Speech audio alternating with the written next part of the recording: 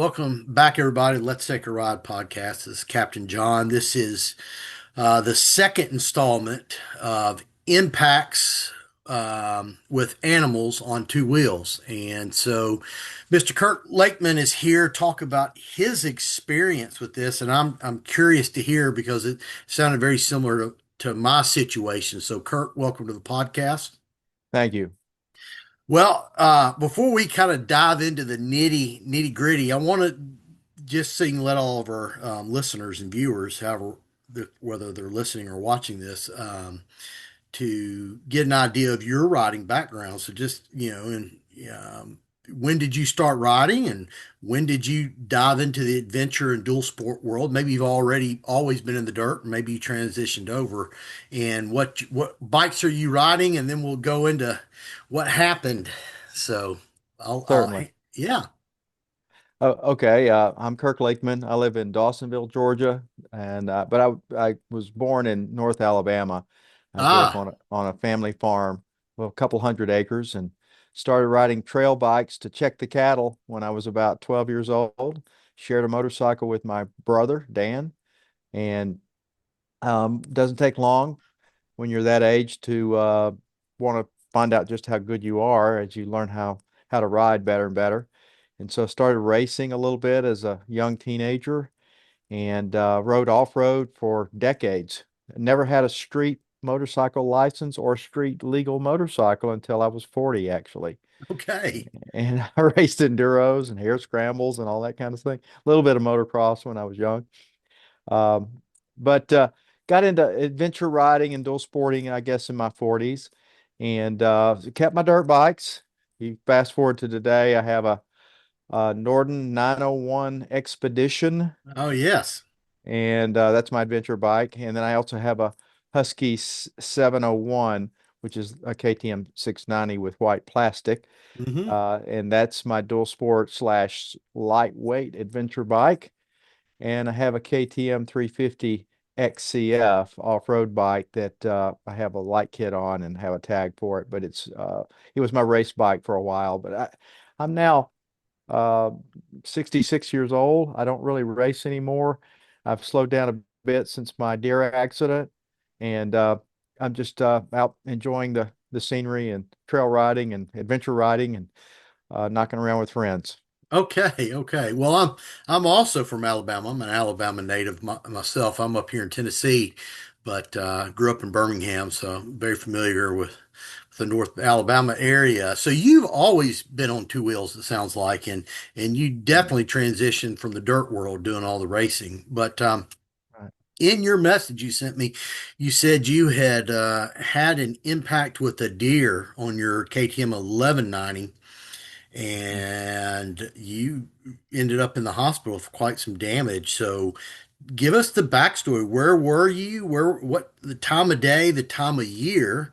Because that's something I learned. I didn't even think about. I should have as a former hunter. It was the beginning of the rut in Kentucky, and it was Mhm. early morning, and it was cold, so they were moving. But so I'm curious. Time of day, back roads, interstate. Where were you, and the time of year, all that. Sure. It was 2016, and I was on a KTM 1190R adventure bike, and had left my house and was heading up to North Georgia to the actually the Springer Mountain parking lot where the Appalachian Trail Yes. actually starts on its way to Maine. And a friend of mine was going to backpack in Georgia, the Appalachian Trail sections in Georgia, to celebrate his 50th birthday. And I said, I know where that is. I'm going to meet you at the parking lot. So I headed out that morning by myself, and I was on Highway 52 near Dahlonega, and I turned on Yep. Nimblewell Church Road off of Highway 52. It was still pavement. I was about to get into a Forest Service road network, but I didn't make it. I turned off Highway 52 and I was on Nimblewell Church Road, and I'd probably been maybe a quarter of a mile or less down that little road. And the next thing I knew, I was waking up in an ambulance. Oh, And wow. You don't even remember the crash. I don't remember the impact. I have a vague, dreamlike image occasionally shortly after the accident in the hospital. of a deer being in my lap. I don't know if I made that up. I don't know if it happened, but apparently the deer hit me. So I anyway, it was a pretty bad accident. It almost killed me. Yeah, yeah. So this was early morning, right? It was early morning, yes. And you late winter, early spring, It was around early May of early that May. So year, spring. and it was just before 9 o'clock. It was a sunny day, a nice day, and the deer was moving fast. So I don't know exactly what was going on to cause it to run so fast and run into me, but they do that, you know. The Yeah, deer are pretty irresponsible. They were running. They were, in fact, one ran into the side of my car about 2 months ago near my house in North Georgia. So uh, the they're worse than squirrels, except they weigh a lot more. yeah, yeah. Well, your incident was fairly similar to mine. Is I had already seen one. I mean, my wife and my wife got to witness it all. She was on her bike behind me. We were doing 60 miles an hour or so down a two-lane highway on a straightaway, Oh, and we'd already come up on one deer, and it was just standing in the middle of the highway. Nobody was out. It was up in Kentucky, and we basically had to come to a stop before it decided to move.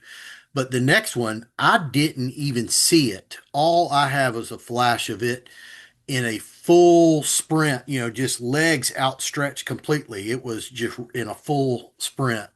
And, when I hit it, I didn't lose consciousness, but my memory got flip-flopped because I thought it was coming from the other direction initially. And I was looking on the wrong side of the road for the deer. My wife said, no, it came from the other side and it was over. But I hit it broadside and low sided. And it went down and I cracked my ribs. Apparently, so you said you cracked 12 of your ribs and you were in the hospital. Um, yes. and so I'm guessing you had a massive concussion as well, probably. I had a concussion for sure. Actually reached out to the highway patrol when I got out of the hospital. I was in the hospital for about 10 days, and this I punctured both lungs, so I had a double pneumothorax, You are really collapsed lucky to lungs. be alive. Oh, I know. And it's all I was in intensive care for a day or two, and then a really long process to be allowed to go home with a walker and a pee cup. So that tells you everything you need to know. Yeah. So you're on this room, it's early morning. You're on a about to enter a Forest Service road, probably in North Georgia mountains, and I know that area well. There's not a lot of people, and I Mm. know, and that's always my worry. So I've cracked my ribs now about three or four times on both sides, and first thing I do is start to breathe. Can I breathe? Is there any blood? The fear of puncturing a lung. But I do know that it's about an hour is all you've got if you puncture your lungs for you're dead, and you were unconscious. So somebody had to have come upon you, which was very miraculous and lucky for you. Apologize for that. Let me kill No, this. no, you're quite all Uh, right. yes, a good Samaritan came along and called 911, and then they left because when I got the accident report, I wanted to reach out and thank people. I called the officer, the highway patrol officer who was on the scene. I had some questions for him, and he remembered the incident.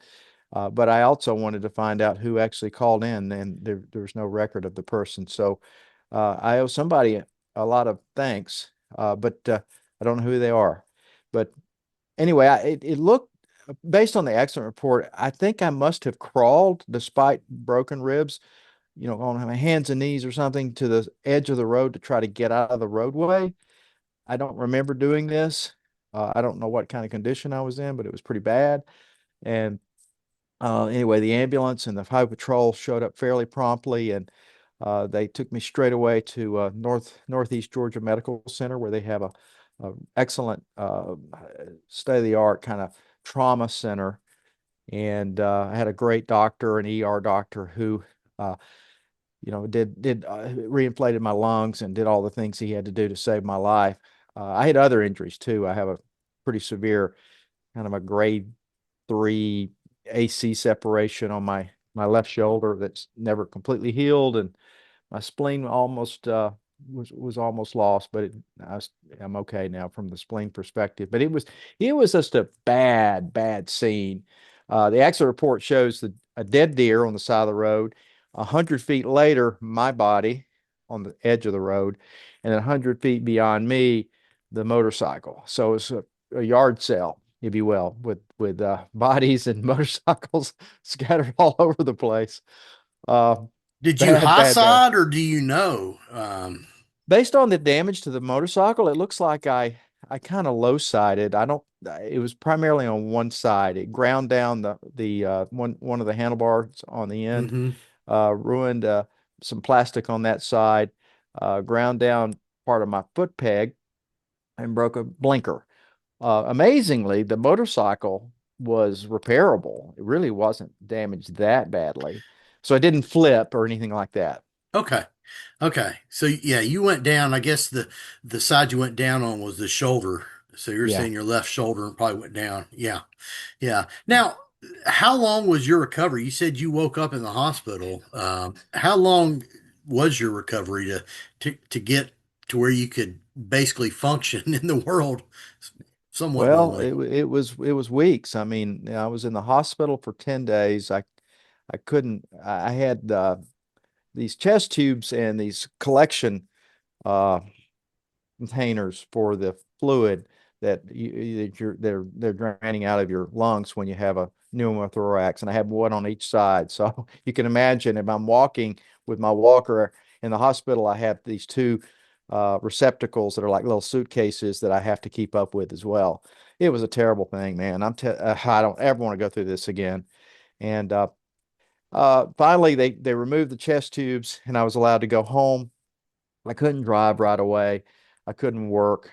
And I think it was probably 2.5, 3 weeks from the accident before I could actually move around and go to work. And you can't fly in an aircraft, pressurized aircraft, when you have Ah, these lung problems, for quite a while. And I was working at that time and had a big job where I had to fly a lot. So, I couldn't fly for quite some time. I can now. So eventually, your body heals up, hopefully, and I'm okay now. I will tell you though that I have changed my attitude about deer and about riding on the street and gear and all that sort of thing. So the good news is I'm still riding and I'm enjoying it. And I'm not going to quit because of this incident, well, but good. I've adjusted my attitude a little bit. Yeah. So that day you're just going to meet a friend.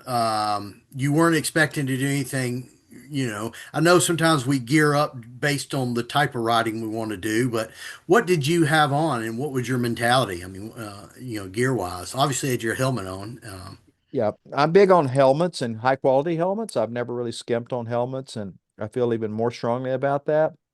I was using an Arai XD4 That's what that I day. had on. Yep. Yeah, great helmet. I ground it down on one side and I ruined my communicator. I had a Sena communicator and it sort of sanded down. Um, and I had a decent adventure style jacket. It wasn't really padded with armor embedded in it, but it was a decent jacket and it was torn up. My pants were torn up. My boots were messed up a little bit. Uh, Probably my gloves. So essentially all the gear kind of did its job. But in hindsight, the one thing I wish I had been wearing was some kind of armor protection. And we can talk a little bit about what my ultimate solution was after the accident, which is unusual, to be honest, Yeah. Well, for my no, I gear. would love to hear that because, you know, um, most of the time I am 100% geared up. And for Mhm. whatever reason, if I'm just going around the neighborhood, I'll put a jacket on, just wear whatever pants I have on. And for whatever reason, Mhm. on the way home, I just, I mean, I had arrow stitch Darien jacket and I had some arrow stitch Darien pants, both with the armor in it. But I left the pants rolled up behind me on my bike and just wore some hiking pants. I didn't have on my boots because they're really comfortable. There's some, some TCX adventure boots, Right. but when I went down, it shredded my pants, obviously. And so both knees, I still have some scabs on my knees, but it completely, just, burned off all the skin on my knees, side of my leg. And, the jacket did its job. And so it was, the jacket's trashed now, but that's okay. That's why you have insurance. And I had a little clause for that in the helmet, but the helmet did its job. I didn't ever look at my helmet. I didn't think I hit my head, but I had a concussion. I knew I had a concussion. I had dizziness. I didn't go to the ER. I just did not want to pay the bills. I'm like, if I'm standing, if I've got cracked ribs, I'll know tonight, kind of thing. But if I'm standing and moving around, I was like, and I had 200 miles to ride home. I was like, and my bike's Wow. rolling. I want to go. And Highway Patrolman came by too. He just happened to be driving by. The lady behind us was kind of freaking out. She was in her car behind us and was wanting to call 911. And I was like, I don't want the bills.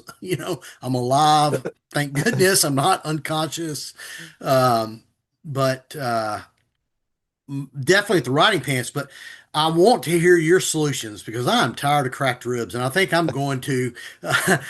So I've got some Leat 6.5 with the chest armor that comes around the sides. I think I'm going to start wearing that. That's because I'm tired of cracked ribs, and adventure Well, jackets don't have the rib protection, they really unfortunately. don't, unfortunately. And I have some really nice jackets. I've tried various solutions since Yeah. then, but I ultimately I decided I was going to go with a Leot system myself. So I actually wear a Leot Fusion, which Okay. is an off-road rig. It's chest protector, shoulder pads, and it provides some side rib protection.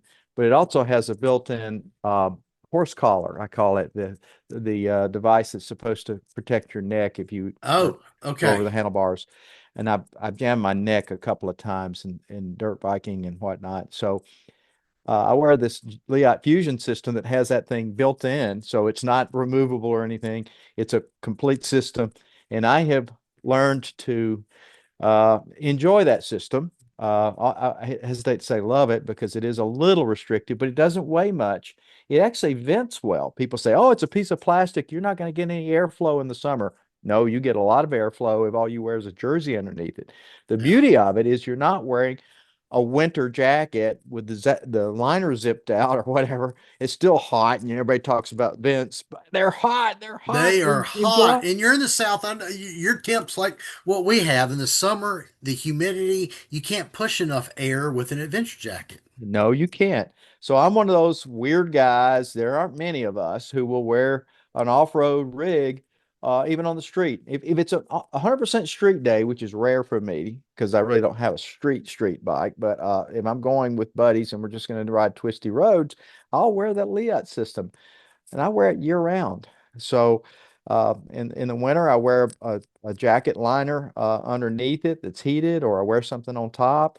But I went to the Arctic Circle and back from Georgia, all the way from Georgia to the Arctic Ocean, actually, and I wore that Leot system the entire time. And a lot of that was on the highway getting across America. I don't care what I look like. Uh, hey, so I'm a Power Ranger. So be it. Well, no, and so I'm glad that you're talking about this because um, that's in the summers with we're more dual sport adventure riding. That's what we've all come to the conclusion. Those of us that have been riding in the South a lot is it's your basically your armor you're going to wear in the single track, whatever that is, your chest protector and a jersey under or over it, and that's what you're on the street with. And it does look like I don't care what it looks like. It's like, you know, the conclusion we've come to is, are you more dangerous if you're having a heat stroke, or wearing or not having enough gear? And we've come, it's like, with the adventure jackets, in the slow moving stuff, you're not pushing any air in it. And, the Gore-Tex is just blocking it. So You and I agree. yeah. So you and I are part of this little minority of people who have been riding a long time and have had some incidents, and we've kind of settle on this solution that works really well for us. I tell people this little story all the time, and but most people still go back to those big, fairly heavy, not extremely ventilated Gore-Tex style year-round jackets, and they're the guys that are sweating in July. Yeah, yeah, and you're right about that. It's interesting. A buddy of mine, for winter riding, it's when he wears the jackets, but he has sewn in D30 armor on the ribs because he's tired of Yeah, cracking ribs. Just you're on some slick clay and you fall over and now you cracked your ribs. Yeah, that's and I right. think once you do it, it's easier to do it again and again. I don't know if that's true or not, but maybe it's just I'm getting old. But Yeah, I've okay, actually I've broken a couple of ribs since this deer strike, so maybe there's some truth to that. I don't I know. don't know. So how long did it take you for the ribs to heal for you? It takes a while. It takes a couple of months at least, and even today. So it's been almost 10 years, and I can still tell that there was some damage done in my rib cage on the left side. Uh, when you break that many ribs, yeah, they knit back together, and most of them, I think, are as strong as they've ever been. But it's just there's too much going on there with those kinds of injuries. So I still have a little bit of a discomfort occasionally on my left side, but I ignore it for the most part. Yeah, yeah, because I had an injury on the other side. Cracked some ribs. It was a year and a half, 2 years later. I could still feel a little something there, Right. and I was amazed by that. So this, Well, the big thing is I'd be curious to know what your experience is. I have adjusted my riding attitude and style, let's call it. I was a fairly aggressive rider up until this point. I didn't worry about deer. I didn't worry about falling. I was just very confident in my abilities because I've been riding for 50 years. yeah. And now I've notched it down a little bit. So I'm a more sedate rider. I scan the roadways with my eyes and try to look beyond just the highway all the time. Just most roadways, we've kind of cleared the woods back a bit, and so it gives you the ability to have at least a quick glance at something, an animal if it's coming out across the street, and so I expand my field of vision when I ride, and I've probably taken my speed down uh 10, 15, 20%, something like that. Well, it's a good question. That's why, and so I see what you're saying is you've dropped your speed down, which is I haven't been back on two wheels yet, other than around the block because I'm waiting on my bike to be repaired. It took me a month to heal up enough to where I could get around to do something with it, and now it's like okay, it wasn't just twisted forks; it was bent forks. So I'm waiting Right. on all that, but I've always been cognizant of deer. So typically, if I knew it was a really early morning or I'm doing some night riding, I try, to make some distance, is I try to stick to the interstates because I know there's going to be less animals on that. But something that, and and usually cognizant during the rut. Uh, but I Mhm. didn't, but this was upper Kentucky, it was just south of Beattyville. I was up at the Red River Scramble Right. and didn't realize that the rut had come on a month earlier than it does here in Tennessee. And, and so, but the highway patrolman told me something interesting. So I forget the highway number, but it's just south of Beattyville. It's a new highway, it's a new two-lane main road where they've cut through woods and farmland. Up in that region of Kentucky, they're all just old, windy two lanes. But this Mhm. was one of those straight, wide ones where they push things back. But what the patrolman had said is he says, we get a lot of deer accidents on this highway because it's a new highway and the deer still haven't adjusted their movement patterns. Right. So there's a lot of movement patterns, in the old highways, the deer for generations have known that, yeah, this is this is a highway, and so it makes sense. Deer move where they always have moved, They're and creatures of habit. yeah, yeah. They've got a mission in mind, and they're going to do what they're going to do, and they don't really care about our highway. Yeah. So I'm gonna, I do know one thing is I will, especially in the fall, but I'm probably, this is like I was wanting to get home. Me and my wife, we got up before sunrise, and the sun was just coming up when we left, and it's 30 minutes later when I hit that deer. I was like, I'm gonna wait, Yeah. wait a little bit, let other cars get up and down the road so that, I was probably one of the first cars, or not car, but first vehicle going down the road that morning. It was just an isolated stretch of road on a Sunday, so people are sleeping in and they may go to church, but not down that road, right? Yeah, yeah. I'm really careful if it's early in the morning before daybreak or in the evening. I really try to ride just when the sun's out nowadays for a Yeah. whole variety of reasons. But the main one is this issue we're talking about. I'll tell you something else I'm doing. I want to get your opinion about Okay. this. Uh, I have a deer whistle, a little stick-on plastic deer whistle on my front fender of all my motorcycles, not the 350, but all the other ones. And I know that there's no conclusive evidence that they do anything, but they cost like a $12 or something. And I'm like, it can't hurt. I'm gonna run the darn things. So I have a deer whistle. Well, I even have one on my sports car, believe it or not. well, I was looking into that. That was because I had a lot of time. I was just sitting around. I couldn't move. I was in so much pain. Ibuprofen was my best friend. So Right. I was like, so I started looking into deer whistles big time. And the same thing, no conclusive evidence. Some people swore by them. Some people said it was a bunch of snake oil.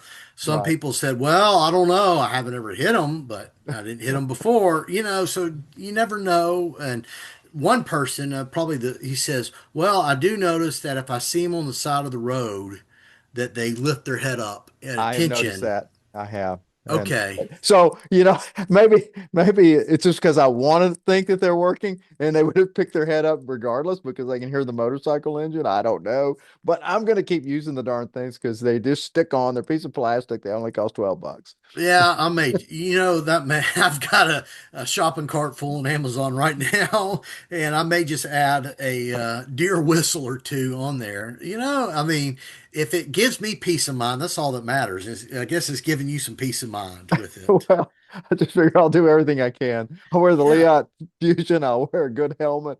I'm not going to ride at night if I can help it, and I'm going to use a deer whistle. Well, But I'm not going to stop riding. yeah, well, no, I'm glad you didn't stop riding. And apparently you're going, you went to the Arctic Circle, so you had a nice big trip.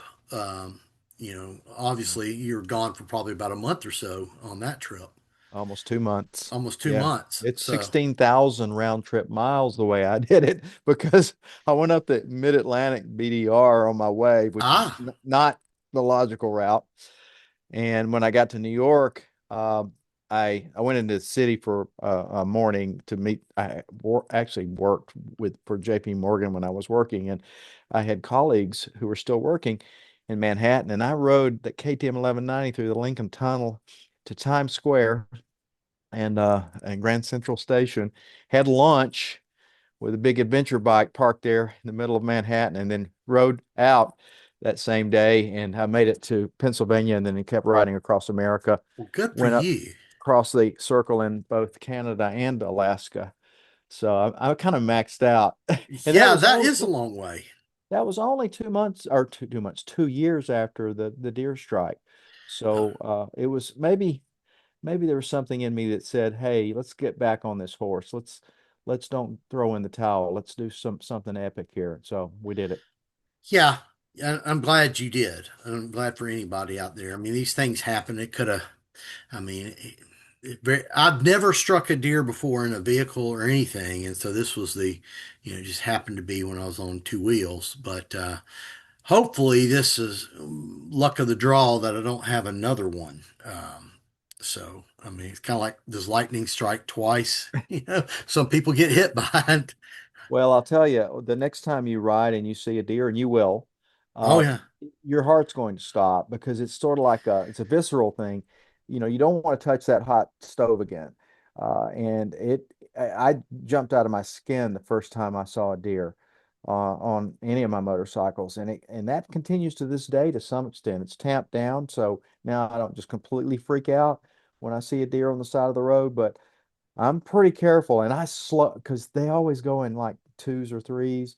And so if I see one, I assume there's another one right behind it, and that one may be crazier than the first one. And so I just slow way, way down and just take my time and let them pass if they're trying to cross the road. But the first time you see a deer, trust me, you're going to kind of freak out. Yeah. I've had a near miss one time in a back road on the Kentucky-Tennessee line, late at night, and I was on a V-Strom and ended up locking up both wheels, locking the tires up, and I missed it and I slid into the ditch, but it was just the ditch. I could get right out of it. So didn't drop the bike, no wreck. But I saw him, I could see it up on the side of on the hill, and I was riding prepared. The brakes and the clutch were covered, and I remember thinking, "Don't do it, don't do it." And then I saw it start to bolt like it could run in front of Mhm. me, and that's when I just hammered down on the brakes and avoided that. But this one that I hit, I didn't even see it until it was in front of the tire. Didn't even have enough time to reach to even move my fingers towards the brakes. It was just, it was in a blink of an eye. It, I, it, th- it I full think that's what sprint. happened to me. I think that's pretty typical that they're they just come out of left field and they're moving faster than you can imagine. And even somebody that's experienced like you, we're just not ready to react that quickly. And No, I don't think I saw the darn deer you that hit me. probably didn't. If it was spooked and it was in a full run, because they are fast. I mean, I've chased a buck down an old gravel road, and he didn't want to turn off the road, but he was at full sprint, and so I was clocking him. This was years ago, and I was clocking him at 37 miles an hour. Sure. Yeah, and he could have gone faster. I'm certain of it. But that's fast. So if that deer was coming 35, 40 miles an hour from my left or right, I wouldn't have seen it because it would have covered that 20 yards from the wood line in a blink of an eye before That's I right. had time to register, hey, there's a deer coming. Because I didn't register it. My wife didn't see it until I hit it, and I killed it on impact. It spun around about 5 times, she said, and slid under the guardrail. Um, but it hurt. Uh, I yeah, remember that. So I know you hurt too, but you were unconscious. You hurt when you woke up in the I hospital. certainly did. Yeah, And of course my family was worried because of the extent of the injuries. yeah, They it was I could have died for sure. yeah. I did kill the deer. I went back to the scene of the accident when I finally got out of the hospital, and I couldn't find the exact spot. Uh, I kind of knew generally where it was, and we were looking along and trying to find where the deer was, and I rolled down my window and smelled a carcass and said, "Ah, follow the smell." And sure enough, we found the deer and saw exactly where the bike had kind of scraped the pavement and all that. But Yeah. I go by that spot pretty frequently. It's only about 15, 20 minutes from my house, Uh, and it's a common route. And so every single time I go by that spot, you can believe that I'm looking for deer and I'm slowing down, and I have a brief moment of that memory, and uh, it's tough. well, I bet it is. Well, I appreciate you sharing your story with us because I'm trying to gather some of these stories together because, I mean, it happens to us. We don't ever talk about it. I mean, we'll talk about the fun, the get off, like, oh, I can't believe it did that, but this is not something that's normally talked about. Well, the other thing too, John, is you got to think about bear here in the eastern part of the U.S. Well, all over the United States. You got to think about dogs, animals. I hit a cow that had gotten out of the pasture a few months back in a car. It was dark and it was a black Angus cow, and the farmer had left his gate open, I guess. And I literally hit a darn cow in a car. That would be bad, by the way, if you hit it on a Well, motorcycle. yeah, So, no, and the guy I'm interviewing next week did hit a cow out west last summer, and yeah. a lot of open range out there, and he hit a cow, and the guy I talked to yesterday, and so all these are up. I'll send you a link to the podcast as they come up. He hit a dog, and he hit a goose flying, which is Oh, that's odd. bad. Yeah. Yeah, Or turkey. think about turkey in the national forest. You see a lot of turkey, and all they're over the place. big. Yeah, you Mm-hmm. don't want to hit a turkey. Trust me, that'd Mm-mm. be bad. Mm-mm. So yeah, and usually what I'm dodging is but it's just because I don't want the guts all over my bike, or the armadillos that are everywhere now in these Yeah, areas, and they're out in the road everywhere. But yeah, I'm glad you made it out alive from that. yeah. That's scary stuff. It was really scary, going down and realizing what had happened. So Yeah. I appreciate you talking about it. And we'll just end this interview, and just for our listeners out there, please like and subscribe.